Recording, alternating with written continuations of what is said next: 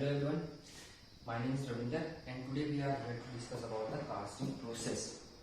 But before going into that part, let us discuss about the importance of casting process in our academic as well as in our competitive exams. So in case of our academic syllabus, casting process is a part of manufacturing and science technology. First, in second year mechanical, whereas in competitive exams, a lot of questions have been asked till date in case of GATE and Indian Engineering Services. तो in GATE approximately 1 से 2 marks का approximately every year they have been asked from casting, or in case of IES 10 to 12 or 15 marks have been asked every year from casting also. तो casting जो हमारा casting topic है, it is very important for our competitive exams as well as for our academic syllabus, and also it is very easy to solve the numerical problems related to the casting as well as the theoretical part. But for that you have to try harder, work harder, or practice lot more. Okay. So before discussing about the casting process, let us discuss about the manufacturing. What is manufacturing process? What do you understand by manufacturing process? As you know that casting is a part of manufacturing science and technology. First, what is manufacturing science and technology? What is manufacturing process? So manufacturing process is nothing but it is a process in which a raw material is converted into the finished products. Raw material को हमें finished products में convert करना है through various processes which are known as manufacturing process. Or there are different classification of manufacturing which includes casting, forming, fabrication and metal removal or metal cutting operations. Okay. The manufacturing is the process of converting raw material into the finished products, and classification of manufacturing process are the casting, forming, fabrication and metal removal or cutting process.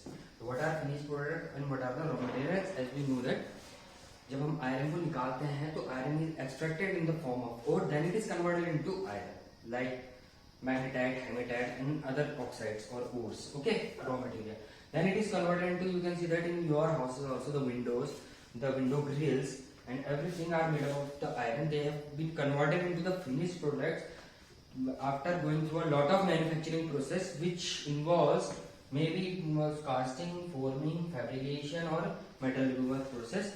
Where forming we will discuss all the parts in the later lectures, but first we have to understand what is manufacturing process, what are the classification of manufacturing process. There is fabrication is joining of two materials. Forming means to convert or to reshape a material into another form. Casting means you have to cast a metal, which we will discuss in this section. And the metal removal process is the metal cutting operations to get the required or desired shape through metal cutting. What are the advantages of casting? There are the advantages. Like first, very complex type of shapes can be easily produced through casting process. Okay, the tools which are used in the casting process is very cheap and very less expensive. The next, any type of material can be casted, either it was ductile or brittle. तो ductile और brittle कोई भी material हो, हम उसको cast कर सकते हैं. we can easily cast it through this process. We can easily form through this process either ductile or brittle. But in case of अगर हम forming में देखेंगे, आपका fabrication में देखेंगे या metal cutting में देखेंगे, तो we found very difficulties to manufacture these materials, especially the brittle material. Brittle material में हमको बहुत ज़्यादा डिफिकल्टी होती है. In case of forming operations में ब्रिटल मटेरियल में बहुत ज़्यादा परेशानी होती है, तो we generally prefer casting over forming in case of brittle materials. अब नेक्स्ट है, very large size of objects can be produced.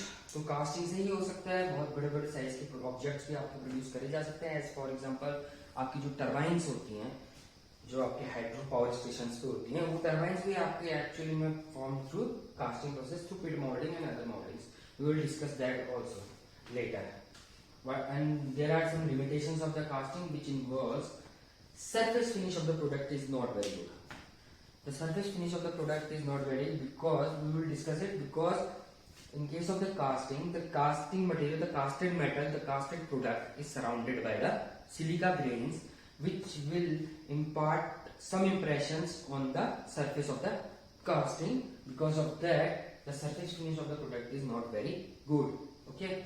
Next, it is very laborious and time consuming process. Yes, it is laborious process and it is also time consuming process because it requires a lot of time to melt a metal and to solidify it at a room temperature. Okay. And also to form it is very time consuming to form a mold cavity. Next, the terminology is related to the casting. Okay, these are the terminologies related to the casting. First is the mold system. There are basically two types of mold system generally used in case of the casting, which is 2 flask system or 3 flask mold system. Where in case of 2 flask mold system, there are 2 boxes, between one of called as drag, another one is called as cope, and in between the drag and cope there is a parting line. Okay. Where in case of 3 mold flask system, there are 3 boxes, which in which the bottom one is again known as drag, the top one is known as cope, and the middle one is known as cheek, which is having 2 parting lines. Okay. तो यहाँ पर जो कोप और drag है, drag is always, जो हमारा नीचे वाला बॉक्स होगा, जो आपका ग्राउंडेड होगा, जो आपका ग्राउंड में होगा, we always known as the drag. जो अपर पार्ट होगा वो always known as the cope, and in between them is cheek. Okay. अगर हमको बहुत ज्यादा कॉम्प्लेक्स ऑब्जेक्ट बनाना होगा तो we have to prefer 3 mould flask system. अगर हमारा बहुत ज्यादा कॉम्प्लेक्सिटी नहीं होगी ऑब्जेक्ट में तो we have to prefer 2 mould flask system. Next one is the moulding sand, what is known as the moulding sand. Okay. तो मोल्डिंग सैंड का होगा जहां पर जिस मोल्डिंग सैंड हमारी नॉर्मल एक सैंड होगी, doesn't have the adequate strength और which is in the normal in the sand form. Then the next one is the molding sand, then mold. After doing a proper ramming, what is ramming? Ramming is just hammering. मतलब आपका जब कोप और drag होगा, suppose hair आपका यहाँ पर cope होगा, this is suppose known as drag box. अब इस ड्रैग बॉक्स में हम यहाँ पर मोल्डिंग सैंड को फिल कर देते हैं बहुत ज्यादा. Okay. We have to fill it with the moulding sand. Okay. Now there is no adequate, this molding sand has not adequate strength to sustain the molten metal into it. Okay. अगर इसमें हम molten metal को pour कर देंगे तो normally spread हो जाएगा आपका. इसमें है ही नहीं, वहाँ पर वो कोई स्ट्रेंथ है ही. तो हम क्या करेंगे, हर जगह से निकलने लगेगा आपको मोल्डर. तो हम क्या करेंगे, इसको रैम करेंगे, मतलब हथौड़े से इसको पीटना. ठीक है. तो हम इसको क्या करेंगे, इसके ऊपर रैमिंग करेंगे. तो उस रैमिंग से हम जो करेंगे rhyming, let me erase it. Okay. तो यहाँ पर सपोज करो आपके पास है drag box. Okay. Drag box में आपको बहुत सारे मोल्डिंग है, मोल्डिंग सैंड है. Now you have to ram it with the hammer. There is a hammer. This part of the hammer is known as pin and this part of the hammer is known as butt. Okay. तो हमने इस hammer से इसको compress किया. Okay. यहाँ पर से हमने कंप्रेशन करा. After compress it to its maximum level, और मैक्सिमम लेवल पर जब हमने इसको कंप्रेस कर दिया, then it is known as mould. Suppose हमने आफ्टर कंप्रेशन यहाँ पर हमने देखा, यहाँ पर again this will be the drag box. तो यहाँ पर आपका क्या होगा, तो यहाँ पर ये मोल्डिंग सैंड इस तरीके से आपकी सेटल हो जाएगी, पूरी तरीके से कंप्रेस हो जाएगी. Now this is known as the mould. After getting an adequate strength of moulding sand by moulding sand, the converted form is known as the mould. Next one is the pattern. What is pattern? तो pattern is the exact replica of the object which has to be casted. जिसको भी आपको cast करना है, उसकी जो exact replica बनानी है, हम उसको क्या बोलेंगे, पैटर्न. ठीक है. Suppose I have to cast this calling. ये जो कॉलिंग की बोतल है, मेरे को इसको कास्ट करना है. ओके. तो मेरे को इसको कास्ट करना होगा, तो मैं इस कास्ट कहाँ पे, इस बॉटल को कहाँ पे रखूंगा, ये भी जो भी आपका यहाँ पर आपने जब सैंड डाल दी, सैंड के ऊपर मैं इसको प्लेस कर दूंगा. ओके. सैंड को इसके ऊपर डाल के मैं प्लेस करके, now I am rhyming this sand. Now I am rhyming the sand along with this object also. ठीक है. अब उसके बाद जब मैं इसको निकाल लूंगा, बाहर निकाल लूंगा, तो वो क्या करेगा, उस सैंड के ऊपर थोड़ा सा अपना यही इसी शेप का अपना एक इंप्रेशन छोड़ देगा. ओके. तो ये जो मटेरियल है जिसको मैंने निकाला है, जिसको मैंने यूज करा है to form a impression on the mold is known as the pattern. तो pattern is the exact replica of the object which need to be casted. Okay, तो यहाँ पर हमारा पैटर्न हो गया, और जब मैंने इसको निकाला तो ये अपना एक इम्प्रेशन छोड़ देगा माउंट पे, अपना एक वहां पर जो है शेप छोड़ देगा उस पे उतना ही डेप्थ का, तो उसको हम बोलेंगे माउल्ड कैविटी. ओके, उसको हम बोलेंगे क्या, mould cavity. The next one is casting. तो what is the basic definition of the casting. तो कास्टिंग में हम करते क्या है, एक्चुअली में हम पूरी की पूरी आपकी माउल्ड कैविटी को फॉर्म करते हैं. माउल्ड कैविटी को फॉर्म करने के बाद हम उसमें मोल्टन मेटल को पोर करते हैं. Now the molten metal will regain the shape और regain मतलब gain the shape of the mold cavity. जैसे भी mold cavity का shape है वो ले लेगा आपका. mold cavity का shape लेने के बाद then we allow this molten metal to solidify at room temperature or at a particular temperature. उसके बाद वो जब solidify हो जाएगा, now we have to break the mold and take out the object out of it. और जो भी object आपका जो बाहर आएगा उसको ही हम क्या बोलेंगे, casting बोलेंगे. ओके, तो what is casting? The process in which molten metal or a material is poured into the predefined mold cavity, and after the solidification of the molten metal, we have to break the mold and take the object out, and that object is known as the casting. इसी को हम क्या बोलेंगे, casting बोलेंगे. Okay, तो यहाँ पर से हमारा स्टार्ट हुआ था, and then हम casting की final definition पे पहुंच गए कि what is casting, and there are so many things, so many types, so many other nomenclatures also related to casting, and also numericals we will discuss in this section. Now the seventh part of the last part is the pouring temperature, TP, which is indicated by T and subscript is P. Okay, this is known as the pouring temperature.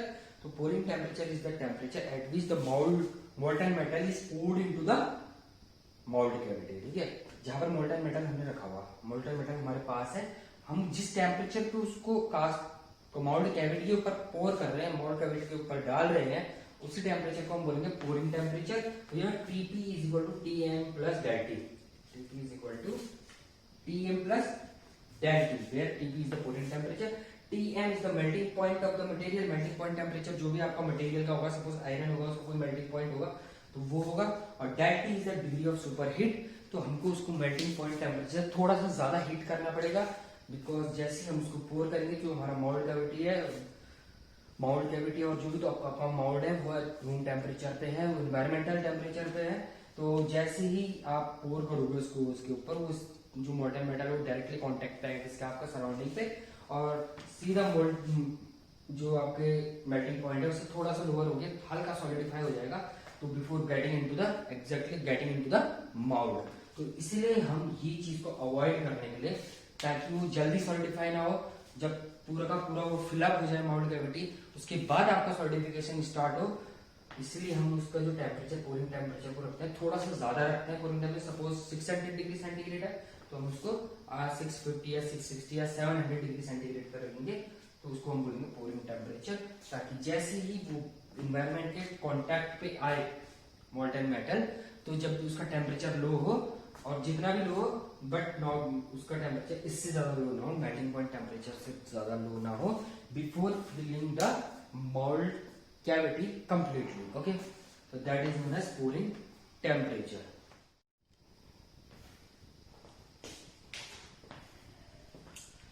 Now we discuss about the solidification pattern in case of the casting. This solidification process is also followed by welding. Welding also has the same type of pattern in case of, as in case of the casting. Here, this is the molten metal, this is the mold cavity, and this region is the mold, and this will be the predefined cavity which is generated by the pattern. Here we have to pour the molten metal. Now the molten metal, now we have already poured it. In this diagram shows we have already molten metal. Now the solidification start. So here in this case, यहाँ पर क्या है, जो आपकी जब यहाँ पर जो लेयर मोल्ड लेयर के साथ एकदम कनेक्ट पे है, ठीक है, तो layer the molten metal layer which is in direct contact with the mold has the highest temperature gradient. Suppose ये मोल्ड आपका रूम टेम्परेचर पे है, और जबकि आपका पोरिंग टेम्परेचर पे है, पोरिंग टेम्परेचर पे है, तो यहाँ पर क्या होगा, जो डेल्टी होगा सबसे ज्यादा होगा. It means the heat there will be the maximum heat transfer rate. तो यहाँ पर से क्या होगा, इस पोर्शन से सबसे ज्यादा हीट ट्रांसफर रेट होगा टुवर्ड्स द मोल्टन मेटल। तो यहाँ पर से जो आपका हीट ट्रांसफर होगा ये सबसे ज्यादा होगा, क्यू जो होगा यहाँ पर सबसे ज्यादा होगा। तो उसकी वजह से क्या होगा कि ये this region will be solidified at the earliest. सबसे पहले जो ये वाला रीजन होगा, ये वाला रीजन सबसे पहले सॉलिडिफाई होगा और यहीं पर जो आपके ग्रेन्स बनेंगे वो बहुत ही ज्यादा फाइन ग्रेन्स बनेंगे, क्योंकि इन ग्रेन्स को ग्रोथ होने का टाइम नहीं मिला है। Because as soon as it will contact with the mould it will try to solidify at that time. उसी टाइम पे सॉलिडिफाई होने की पूरी कोशिश करता है और यहाँ पर से हमको बनते हैं fine grains.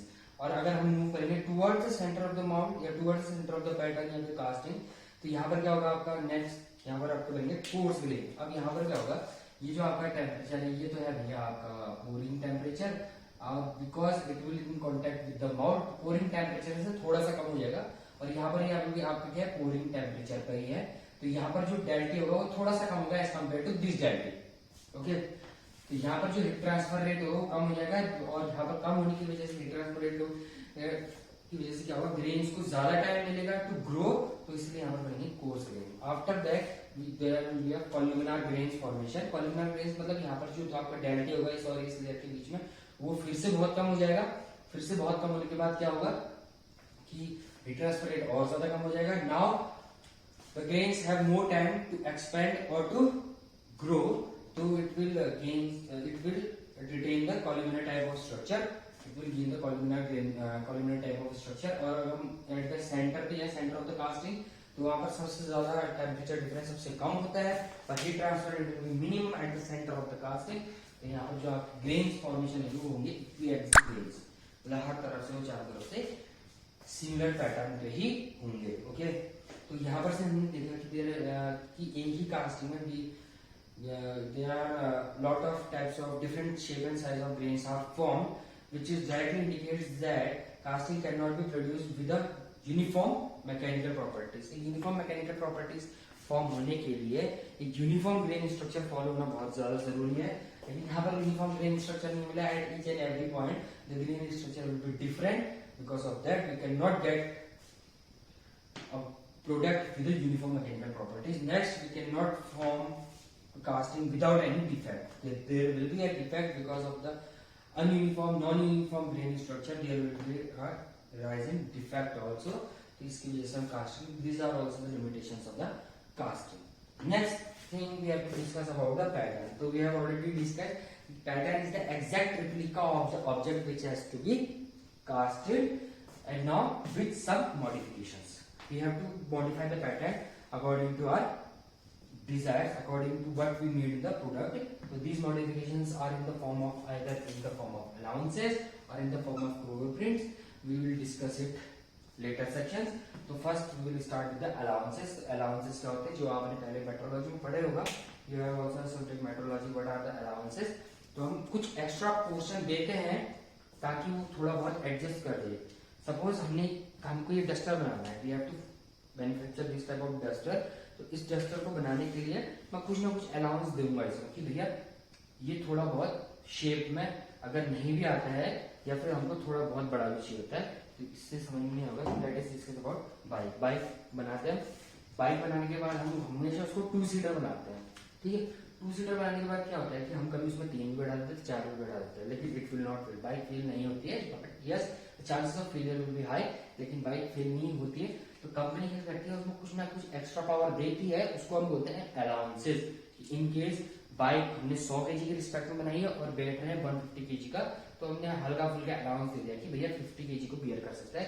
In similar way यहाँ पर भी आपके हमको अलाउंसेस देने पड़ेंगे। अलाउंसेस कहाँ देने पड़ेंगे, पैटर्न में देने पड़ेंगे। Okay, we have to give these allowances on the pattern, pattern में देने पड़ेंगे।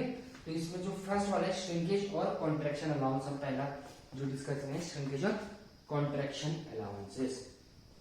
श्रिंकेज और कॉन्ट्रैक्शन अलाउंसेस क्यों देना पड़ता है, देखिए when we poured a liquid metal into the mold cavity and mold cavity, after some time it will get solidified, but before in between pouring and solidification होता क्या है, वहां पर जब लिक्विड मेटल आपका मेटल में सॉलिड में convert हो रहा होता है तो वो थोड़ा बहुत कॉन्ट्रैक्ट करता है, थोड़ा बहुत कॉन्ट्रैक्ट करता है।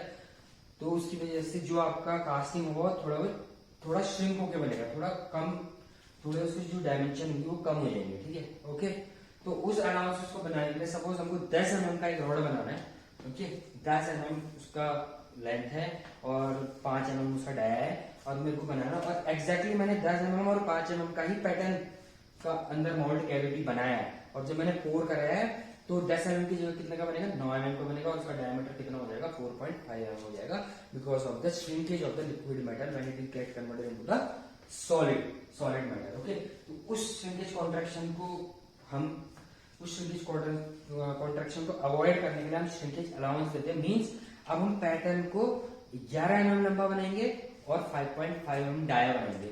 जब 11 mm लंबा बनाएंगे तो होगा क्या, जब वो श्रिंक होगा तो 10 mm आ जाएगा, और जब 5.5 का डाया दिया होगा तो it will after shrinkage it will come into the 5 mm which we required. Okay, तो यहाँ पर मैंने आपको एग्जांपल समझा कि हमको कैसे हमको श्रिंकेज अलाउंस देना होता है। तो यहाँ पर एक टाइम और टेम्परेचर के बीच में ग्राफ है which will be after during the solidification you will get a curve like this ABCD.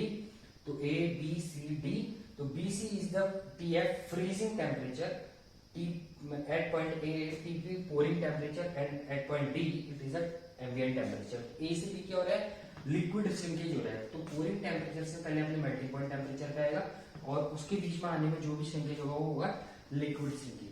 After that, during the freezing time, when the liquid converts into the solid, so BC represents the solidification shrinkage. So during the solidification, the shrinkage which is taken place is known as solidification shrinkage, and lastly is CD, which is known as solid shrinkage. Now here at point C, the liquid metal is converted into the solid, and now from C to D it comes to ambient temperature, and in between them there will be a shrinkage which is known as solid shrinkage. देखिए A B और B C जो shrinkage होती है उसको हम overcome कर सकते हैं या कंपनसेट कर सकते हैं बाय प्रोवाइडिंग अ राइजर। वो हम बाद में डिस्कस करेंगे राइजर का फंक्शन क्या होता है। तो यही श्रिंकेज को कन्वर्ट करने के लिए और to completely fill the mould cavity we have to provide a riser.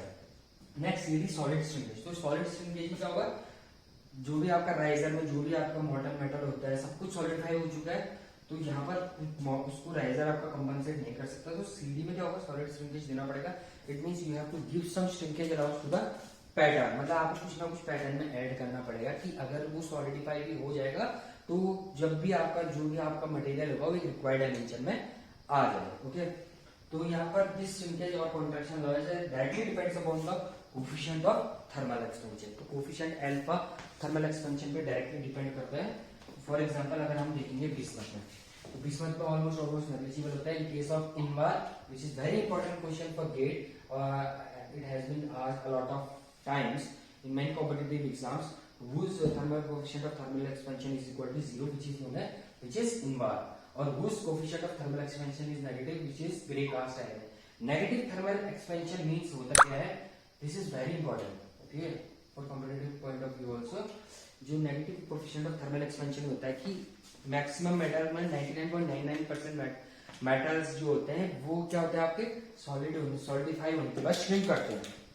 Okay, but in case of grey cast iron में ही क्या होता है आपका, जब वो सॉलिडिफाई होता है तो श्रिंक की जगह एक्सपैंड हो जाता है थोड़ा सा, तो वहां पर हमें पैटर्न का जो डायमेंशन होता है थोड़ा सा कम करना पड़ता है in case of only in case of grey cast iron. Okay, ये इसकी वजह से होता है because the carbon atoms during the solidification the carbon atoms occupy the interstitial sites which will expand the size of the casting। ये भी मैं आपको अभी डिटेल में बताऊंगा, but before that you have to understand this shrinkage और contraction allowance. ये आपको अंडरस्टैंड करना पड़ेगा कि श्रिंकेज और कॉन्ट्रैक्शन अलाउंस में आपको देना क्या होता है और किसके अगेंस्ट देना पड़ता है, अगेंस्ट द सॉलिड श्रिंकेज, और क्यों क्या क्या होना पड़ता है। इसमें आपको पैटर्न का डायमेंशन को ऑल्टर करना पड़ता है with respect to the coefficient of thermal expansion और एनी और अदर थिंग। तो डिपेंड करता है, अगर पॉजिटिव है तो आपको कुछ ना कुछ पार्ट ऐड करना पड़ेगा पैटर्न में, so that after solidification of the casting you will get the required size और शेप। और यहाँ पर जैसे हम एल्यूमिनियम में देखिए, एल्यूमिनियम देखिए 13 mm पर मीटर, ये आपका कैलकुलेटेड है। 13 mm और स्टील में देखिए 20 mm पर मीटर, मतलब 1 मीटर का अगर आप बनाओगे तो एल्यूमिनियम का 1 मीटर की रॉड बनाओगे तो 13 mm का उसमें सॉलिड श्रिंकेज हो जाएगा, श्रिंकेज होगा, और स्टील का बनाओगे तो 20 mm सॉलिड श्रिंकेज होगा। ठीक है, इसका एग्जांपल देता हूँ मैं। एग्जांपल अगर मैं देता हूँ, अगर मेरे को स्टील का कोई पैटर्न बनाना है, स्टील का कोई कास्टिंग बनानी है, 1 मीटर की कास्टिंग बनानी है, we have to form 1 metre casting. ठीक है, स्टील की 1 मीटर लेंथ की कास्टिंग है, तो जो उसका पैटर्न का डायमेंशन होगा, पैटर्न का डायमेंशन कितना होगा, उसमें 20 mm पर मीटर है तो 1.2 मीटर, 1.02 मीटर हो जाएगा, कितना हो जाएगा 1.02 मीटर। जो पैटर्न का डायमेंशन होगा वो जाएगा 1.02।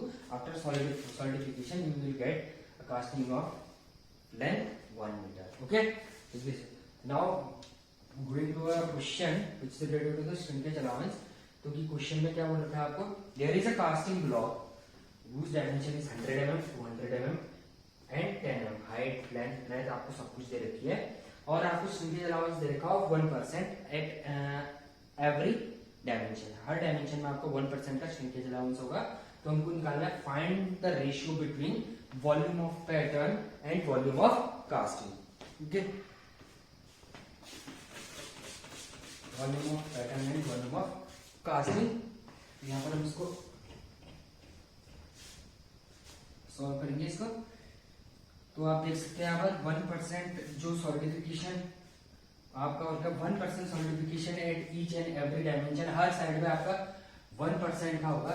तो सबसे पहले तो आप क्या निकालेंगे कि परसेंटेज कितना हो रहा है हर लेंथ का और हर डायमेंशन का। ठीक है, तो हम देखते हैं पहले, सपोज हम इसको मानते हैं विड्थ जो आपकी 100 mm है, लेंथ जो आपके 200 mm है, और आपकी हाइट जो है वो है 10 mm है, और जो श्रिंकेज हो रहा है 1% हो रहा है हर डायमेंशन पे, हर इन एवरी डायरेक्शन में श्रिंकेज विल बी 1%। ठीक है, तो अगर हम ब्रेथ करेंगे, सपोज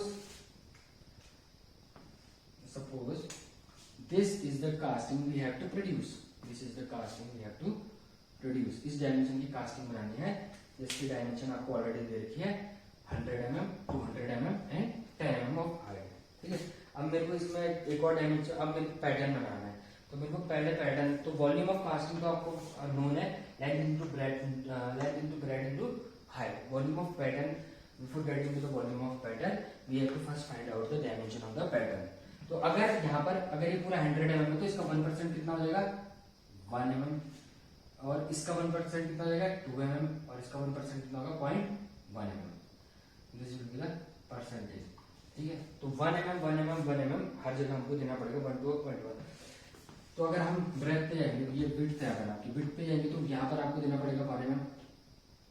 सपोज मैं यहाँ से दे रहा हूँ 1 mm, तो इन सिमिलर वे आपको यहाँ पर भी 1 mm देना ही पड़ेगा दोनों तरफ में, इन एवरी डायरेक्शन। ओके, सपोज और लेंथ में करता हूँ तो यहाँ पर देना पड़ेगा आपको लेंथ में कितना देना पड़ेगा 2 mm, और इन सिमिलर वे यहाँ पर भी 2 mm। ओके, और आपको देना है हाइट में भी 0.0 mm, और यहाँ पर भी दोगे 0.0 mm। तो ये किस तरीके से बन जाएगा आपका फाइनल शेप ऐसे, तो ये इस तरीके से कुछ आ जाएगा आपका। ओके, सॉरी मीन बाकी सब कुछ सही है, but I am not that good drawing any diagram and my writing is also very bad. तो अगर आप यहाँ पर देखेंगे तो यहाँ पर इस तरीके से हो जाएगा। ठीक है, 1 mm और 4 mm का, तो this will be the dimension of the required pattern. Okay, this will be the dimension of the required pattern, this much of the dimension. तो कितना डायमेंशन हो जाएगा, विड्थ जो गया पैटर्न की, यहाँ पर भी एक बड़ा है, यहाँ पर भी एक बड़ा है, तो कितना हो जाएगा 102 mm। लेंथ जो जाएगी पैटर्न, यहाँ पर 2 बड़ा है और वहां पर भी 2 बड़ा है, तो 204 mm। और जो आपकी हाइट है वो कितनी हो जाएगी, यहाँ पर भी एक बड़ा है और यहाँ पर भी एक बड़ा है, तो कितना हो जाएगा 10.2 mm। तो this will be the pattern की pattern dimension, this will be the pattern dimension. Okay, this will be the pattern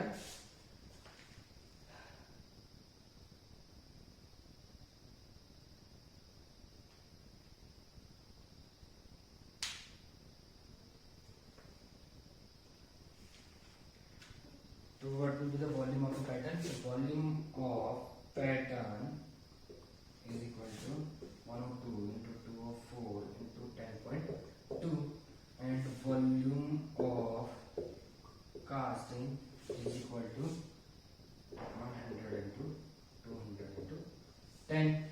So you have to find out the ratio between volume of casting, yeah, sorry, which is equal to or greater than 1 always. Okay, in spite of grey cast iron, every material the ratio of for every material for volume pattern or volume of casting must be greater than 1, and for grey cast iron it is always less than 1.